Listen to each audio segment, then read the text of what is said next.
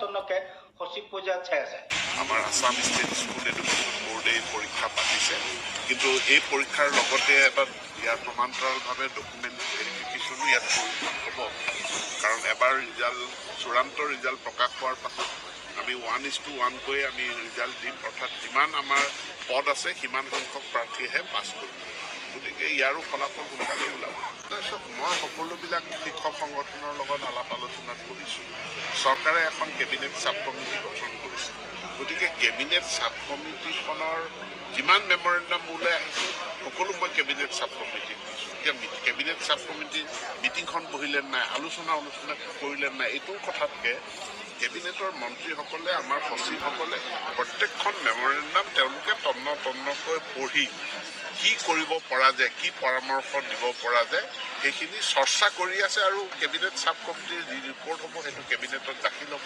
কেবিনেটে সিদ্ধান্ত গ্ৰহণ কৰিব আমিতো একো সিদ্ধান্তই গ্ৰহণ কৰা নাই নাই আমিতো একো সিদ্ধান্তই গ্ৰহণ কৰা আমি বিষয়টো চৰ্চা কৰি আছোঁ সিদ্ধান্তলৈ আমি যোৱাই নাই কিন্তু তেওঁলোকে আগতীয়াকৈ যদি শ্ৰুতলিপি দিব বিচাৰে এইটো সিদ্ধান্ত লওক তেনেকৈতো নহয় তেওঁলোকে কিছু ধৈৰ্য ধৰিব লাগে তেওঁলোকৰ কথাখিনি যুক্তি সহকাৰে আইনসংগতভাৱে তেওঁলোকে লিখিত ৰূপত কেবিনেট চাব কমিটিক দিব লাগে আৰু বহুতে দিছে যিসকল কোনোবাই যদি এতিয়াও দিয়া নাই মোৰ হাতত ডকুমেণ্টখিনি দিবৰ কাৰণে মোলৈ মেইলো কৰিব পাৰে হোৱাটছএপো কৰিব পাৰে আৰু প্ৰত্যেকখন দৰখাস্ত প্ৰত্যেকখন আবেদন আমি পৰীক্ষা কৰিম জনগোষ্ঠী আমি 19টা ভাষাত আমাৰ আছে আৰু 9টা মাধ্যমৰ কিতাপ হৈছে তাৰ লগতে আমি কিছু কিতাপ প্ৰকাশ কৰাৰ যিটো নতুনকৈ আমি মিচিং ৰাভা তিৱা আদি ভাষাও প্ৰৱৰ্তন কৰিম এই পাঠ্যপুথিসমূহ প্ৰস্তুত কৰিছে তাৰ যিটো টেক্সট এইটো প্ৰস্তুত কৰিছে আমাৰ SCERT আৰু সমগ্ৰ শিক্ষাই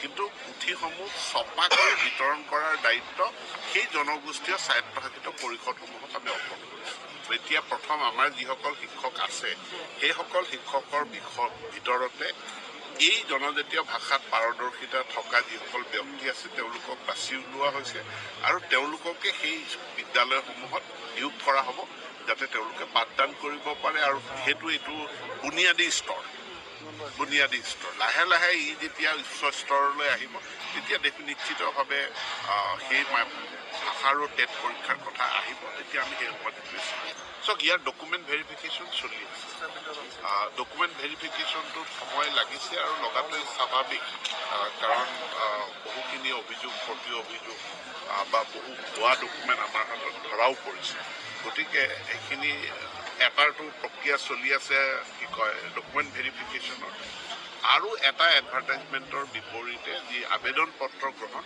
তাৰ জাননীখন খুব এইকেইদিনতে ওলাব আজি সম্পূৰ্ণ মাংগলিক কাৰ্যসূচীৰে আমাৰ নতুন শিক্ষাবৰ্ষৰ কাৰণে বিনামূলীয়া পাঠ্যপুথিৰ বিতৰণ ইয়াৰ বাবে কিতাপসমূহ আমাৰ গুদামৰ পৰা ডিছপ্লেচ কৰা আজি আমি শুভাৰম্ভ কৰোঁ সৰ্বমুঠ 3,41,00,000 কিতাপ আমি অসম চৰকাৰৰ এই বিনামূলীয়া পাঠ্যপুথিৰ ফ্লেগশ্বিপ আঁচনিৰ জৰিয়তে আমি বিতৰণ কৰিম ইয়াত দুটা কম্পনেণ্ট আছে এটা শিক্ষাৰ অধিকাৰ আইনৰ অধীনত আমি ক্লাছ 1ৰ পৰা 8 ক্লাছ 1 নহয় ক শ্ৰেণীৰ পৰা 8লৈকে এই কিতাপসমূহ সমগ্ৰ শিক্ষাৰ অধীনত বিতৰণ কৰা হয় আৰু আমাৰ 9, 10, 11, 12 এই 4টা শ্ৰেণীৰ কাৰণে কিতাপসমূহ অসম চৰকাৰৰ নিজা যি পুঁজি SOPD শিতানৰ অধীনত এইখিনি বিতৰণ কৰা হয় সৰ্বমুঠ এই বছৰ আমাৰ 181 কোটি টকা ইয়াত ব্যয় হৈছে আৰু আজি আমি 10টা ব্লকলৈ কিতাপ বিতৰণ কৰিছোঁ কিতাপ বিতৰণৰ ক্ষেত্ৰত ব্লকলৈকে আমাৰ কিতাপবিলাক সুন্দৰভাৱে যায় ব্লকৰ পৰা বিশেষকৈ অলপ দূৰ দূৰান্তত থকা পাহাৰীয়া অঞ্চল বা চৰ-চাপৰি অঞ্চলত কিতাপ কেতিয়াবা গৈ পাওঁতে পলম হয় যিহেতু কিতাপসমূহ পৰিবহণ কৰোঁতে তাত এটা খৰচ থাকে লাষ্ট মাইল খৰচ তাৰ কাৰণে এইবাৰ সমগ্ৰ শিক্ষা আৰু পাঠ্যপুথি নিগমে বিশেষ ব্যৱস্থা গ্ৰহণ কৰিছে যাতে লাষ্ট মাইল ডেলিভাৰীটো স্মুথ হয় আমি প্ৰায় 9টা মাধ্যম আৰু 19টা ভাষাৰ কিতাপ আমি প্ৰডাকশ্যন কৰোঁ ইয়াতে গতিকে এইটো এটা বহুত প্ৰত্যাহ্বানযুক্ত কাম অন্য ৰাজ্যৰ নিচিনা এটা বা দুটা ভাষা নহয় আমাৰ 9টা মাধ্যমৰ বিদ্যালয় আমি পৰিচালনা কৰোঁ আৰু সেই কিতাপসমূহ সেইকাৰণে বাছনি কৰি নিৰ্বাচিত বিদ্যালয়সমূহত কিতাপবিলাক প্ৰাপ্ত কৰাই দিয়াৰ ক্ষেত্ৰত আমি বিশেষ যত্ন ল'ব লগা হয়।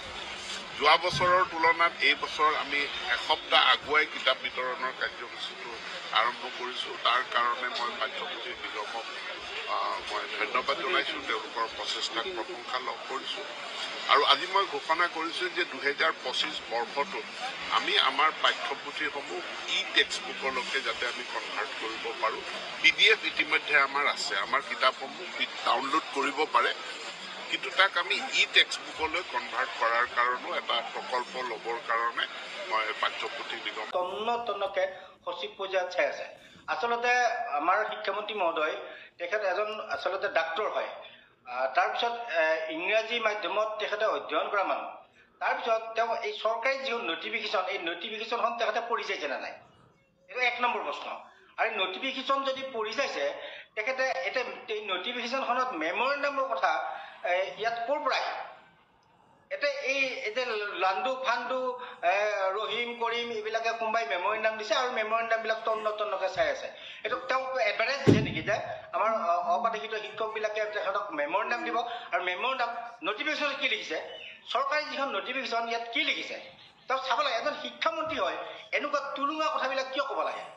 তাতে নটিফিকেশ্যনত লিখা আছে সংশ্লিষ্ট বিদ্যালয় বা যিবিলাক আমাৰ অপাঠিত শিক্ষানুষ্ঠানৰ শিক্ষানুষ্ঠানৰ লগত তেখেতে মত বিনিময় কৰিব লাগিব, আলোচনা কৰিব লাগিব। মত বিনিময় মানে কি? আলোচনা নহয়। এই কথাখিনি আমাৰ শিক্ষামন্ত্ৰী মহোদয়ে নাজানে। তুলুঙা কথাবিলাক গোটেই জীৱনটো তেখেতৰ গোটেই কাৰ্যকালটো এই তুলুঙা কথাৰে তেখেতে কাৰ্যকালটো পাৰ কৰি দিলে। এই অপাঠিত শিক্ষকবিলাকৰ লগত এতিয়াও ল'ৰা ধেমালি কৰিবলৈ এৰি দিয়া নাই। আমি সকীয়াই দিছোঁ, সদৌ অসম অপাঠিত শিক্ষক সংস্থাই সকীয়াই দিছোঁ, যদি আমাৰ লগত আলোচনা নকৰাকৈ যদি তেখেতে এই মেমৰেণ্ডাম প্ৰস্তুত কৰে বা তেখেতে যদি আমাৰ এই প্ৰতিবেদন প্ৰস্তুত কৰি যদি চৰকাৰক দাখিল কৰে, ইয়াৰ পৰিণাম কিন্তু ভয়ানক হ'ব। মাননীয় শিক্ষামন্ত্ৰী মহোদয়, মই আপোনাক একদম আহ্বান জনাইছোঁ, কাতৰা আহ্বান জনাইছোঁ, এনেকুৱা কথাবিলাক নকৰিব। এই মানুহখিনিৰ লগত আৰু এই মানুহখিনিৰ জীৱনৰ লগত হেতালি খেলা কামবিলাক নকৰিব। আমাক সদৌ অসম অপাঠিত শিক্ষক কৰ্মচাৰী সংস্থাই আজি সুদীৰ্ঘকাল আন্দোলন প্ৰতিবাদ ধৰ্ণা কৰি আছো। আমি প্ৰতিবাদ জনাই আছো, আমি দাবী জনাই আছো যে আমাক অপাঠিত হৈ থকা শিক্ষানুষ্ঠানখিনি 6 চনৰ আগত প্ৰতিষ্ঠিত আৰু আমাক পানীশীকৰণ কৰিব লাগিব। লগতে 2013 চন আৰু 2021 চনত বঞ্চিত শিক্ষক কৰ্মচাৰীসকলক আপোনালোকে অন্যায়ভাৱে বঞ্চিত কৰিছে। এই কথাখিনি আমি যুক্তি সহকাৰে কম, আইনসংগতভাৱে কম। আমাৰ লগত আলোচনা কৰিবলৈ আপোনাৰ কিয় ইমান ভয়? কিয় ভয় লাগিছে আপোনাৰ লগত আমাৰ লগত আলোচনা কৰিবলৈ? এই কেবিনেট উপ কমিটিখনে আমাৰ লগত আলোচনা কৰিবলৈ কিয় ভয় লাগিছে? কিয় মাতিব নোৱাৰে আমাক? কিহৰ ভয়ত মাতিব পৰা নাই? দুৰ্বলতা আছে এই চৰকাৰখনত, সেইকাৰণে আমাক মাতিব পৰা নাই।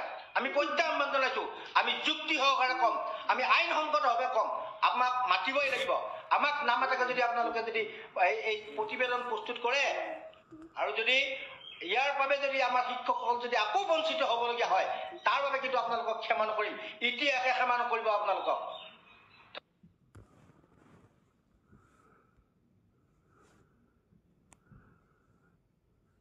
কিছু সময় আগত আমাৰ মাননীয় শিক্ষামন্ত্ৰী মহোদয়ৰ এটা উক্তি পালো যে তেখেতে কৈছে যে আমাৰ অপাঠিত শিক্ষানুষ্ঠানবিলাকৰ শিক্ষকবিলাকে বিভিন্ন সন্থাই তেওঁক মেমৰেণ্ডাম দিছে আৰু মেমৰেণ্ডামবিলাক তন্নকে সচিব পৰ্যায়ত চাই আছে। আচলতে আমাৰ শিক্ষামন্ত্ৰী মহোদয় তেখেত এজন আচলতে ডাক্তৰ হয়।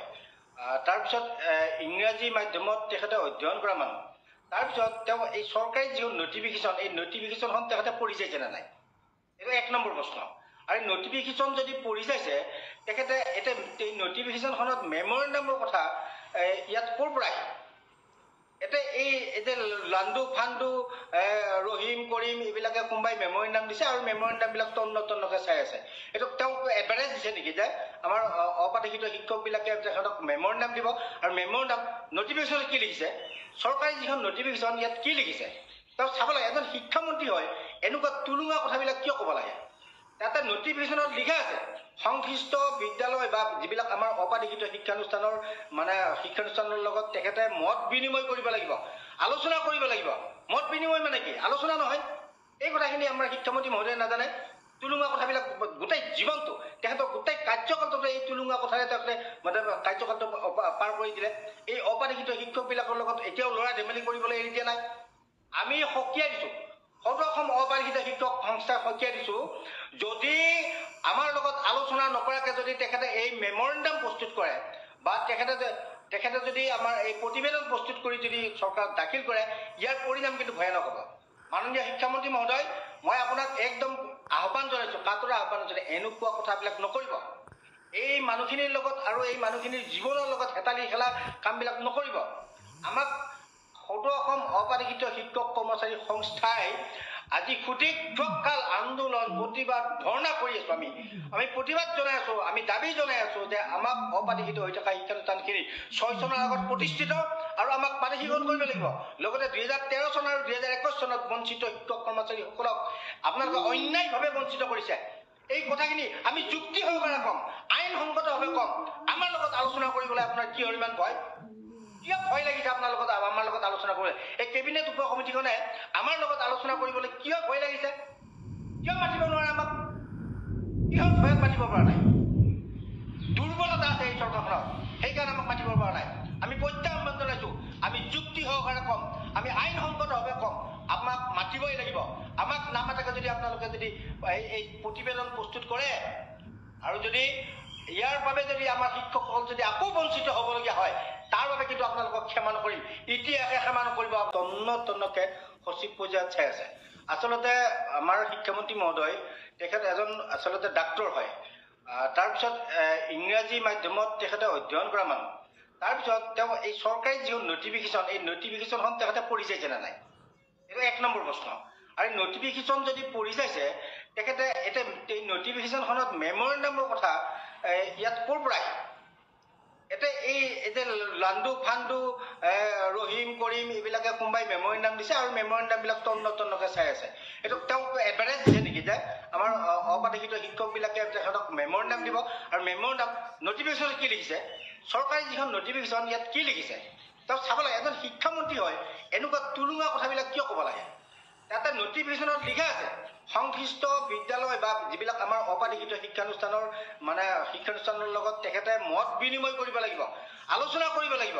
মত বিনিময় মানে কি? আলোচনা নহয়। এই কথাখিনি আমাৰ শিক্ষামন্ত্ৰী মহোদয়ে নাজানে। তুলুঙা কথাবিলাক গোটেই জীৱনটো তেখেতৰ গোটেই কাৰ্যকালটো এই তুলুঙা কথাৰে তেখেতে কাৰ্যকালটো পাৰ কৰি দিলে। এই অবাৰিত শিক্ষকবিলাকৰ লগত এতিয়াও ল'ৰা ধেমালি কৰিবলৈ এৰি দিয়া নাই। আমি সকীয়াই দিছোঁ, সদৌ অসম অবাৰিত শিক্ষক সংস্থাক সকীয়াই দিছোঁ, যদি আমাৰ লগত আলোচনা নকৰাকৈ যদি তেখেতে এই মেমৰেণ্ডাম প্ৰস্তুত কৰে বা তেখেতে যদি আমাৰ এই প্ৰতিবেদন প্ৰস্তুত কৰি যদি চৰকাৰক দাখিল কৰে, ইয়াৰ পৰিণাম কিন্তু ভয়ানক হ'ব। মাননীয় শিক্ষামন্ত্ৰী মহোদয়, মই আপোনাক একদম আহ্বান জনাইছোঁ, কাতৰা আহ্বান জনাইছোঁ, এনেকুৱা কথাবিলাক নকৰিব। এই মানুহখিনিৰ লগত আৰু এই মানুহখিনিৰ জীৱনৰ লগত হেতালি খেলা কামবিলাক নকৰিব। আমাক সদৌ অসম অবাৰিত শিক্ষক কৰ্মচাৰী সংস্থাই আজি সুদীৰ্ঘকাল আন্দোলন প্ৰতিবাদ ধৰ্ণা কৰি আছোঁ। আমি প্ৰতিবাদ জনাই আছোঁ, আমি দাবী জনাই আছোঁ যে আমাক অবাৰিত হৈ থকা শিক্ষানুষ্ঠানখিনি 6 চনৰ আগত প্ৰতিষ্ঠিত আৰু আমাক পানীশীকৰণ কৰিব লাগিব। লগতে 2013 চন আৰু 2021 চনত বঞ্চিত শিক্ষক কৰ্মচাৰীসকলক আপোনালোকে অন্যায়ভাৱে বঞ্চিত কৰিছে। এই কথাখিনি আমি যুক্তি সহকাৰে ক'ম, আইনসংগতভাৱে ক'ম। আমাৰ লগত আলোচনা কৰিবলৈ আপোনাৰ কিয় ইমান ভয়? কিয় ভয় লাগিছে আপোনাৰ লগত আমাৰ লগত আলোচনা কৰিবলৈ? এই কেবিনেট উপ সমিতিখনে আমাৰ লগত আলোচনা কৰিবলৈ কিয় ভয় লাগিছে? কিয় মাতিব নোৱাৰে আমাক? কিহৰ ভয়ত মাতিব পৰা নাই? দুৰ্বলতা আছে এই চৰকাৰখনত, সেইকাৰণে আমাক মাতিব পৰা নাই। আমি প্ৰত্যাহ্বান জনাইছোঁ, আমি যুক্তি সহকাৰে ক'ম, আমি আইনসংগতভাৱে ক'ম, আমাক মাতিবই লাগিব। আমাক নামাতাকে যদি আপোনালোকে যদি এই প্ৰতিবেদন প্ৰস্তুত কৰে আৰু যদি ইয়াৰ বাবে যদি আমাৰ শিক্ষকসকল যদি আকৌ বঞ্চিত হ'বলগীয়া হয়, তাৰ বাবে কিন্তু আপোনালোকক ক্ষমা নকৰিম, ইতিহাসে ক্ষমা নকৰিব আপোনালোকক।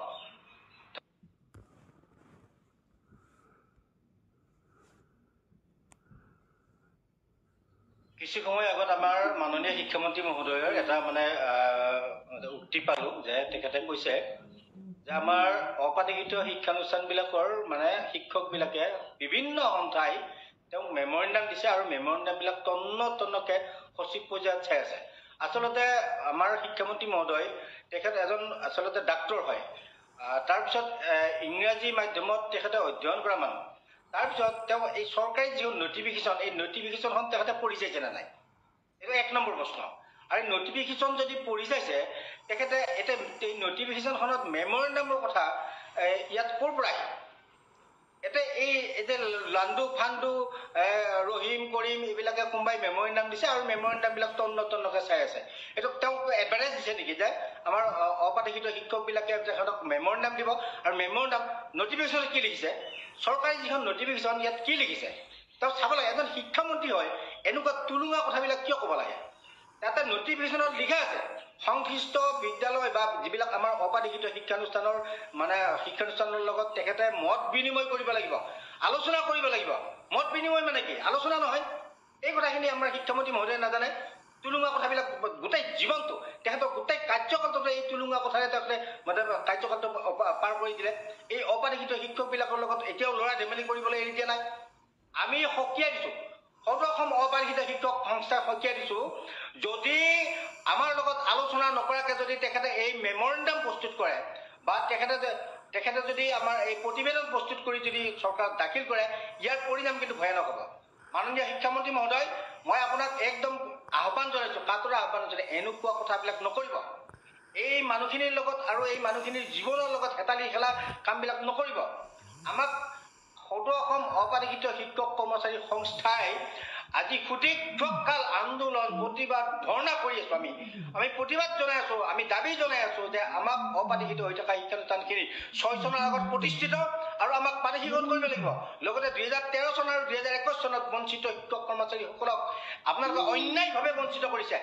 এই কথাখিনি আমি যুক্তি সহকাৰে ক'ম, আইনসংগতভাৱে ক'ম। আমাৰ লগত আলোচনা কৰিবলৈ আপোনাৰ কিহৰ ইমান ভয়? কিয় ভয় লাগিছে আমাৰ লগত আলোচনা কৰিবলৈ? এই কেবিনেট উপ সমিতিখনে আমাৰ লগত আলোচনা কৰিবলৈ কিয় ভয় লাগিছে? কিয় মাতিব নোৱাৰে আমাক? কিহৰ ভয়ত মাতিব পৰা নাই? দুৰ্বলতা আছে এই চৰকাৰখনৰ, সেইকাৰণে আমাক মাতিব পৰা নাই। আমি প্ৰত্যাহ্বান জনাইছোঁ, আমি যুক্তি সহকাৰে ক'ম, আমি আইনসংগতভাৱে ক'ম, আমাক মাতিবই লাগিব। আমাক নামাতাকে যদি আপোনালোকে যদি এই প্ৰতিবেদন প্ৰস্তুত কৰে আৰু যদি ইয়াৰ বাবে যদি আমাৰ শিক্ষকসকল যদি আকৌ বঞ্চিত হ'বলগীয়া হয়, তাৰ বাবে কিন্তু আপোনালোকক ক্ষমা নকৰিম, ইতিহাসে ক্ষমা নকৰিব।